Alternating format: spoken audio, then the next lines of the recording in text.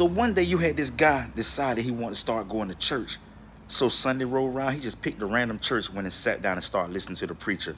When all of a sudden his phone started ringing. He forgot to put it on silent. So he was fumbling, trying to get the phone out of his pocket. When he pulled it out, he put it on silent. When he looked up, the preacher was just staring at him, shaking his head in disgust. He looked around the church. Everybody in the church was just staring at him, whispering, pointing.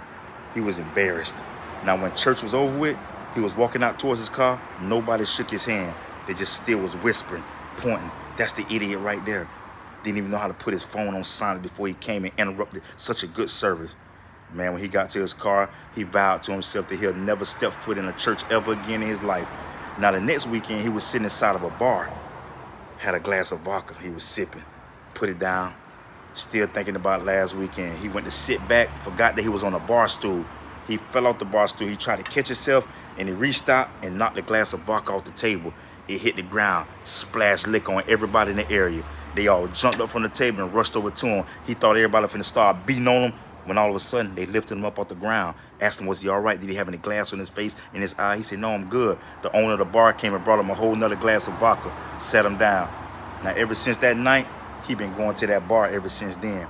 See, the moral of this story is that the very people that you think supposed to be leading you to a church be the ones making you run away from the church.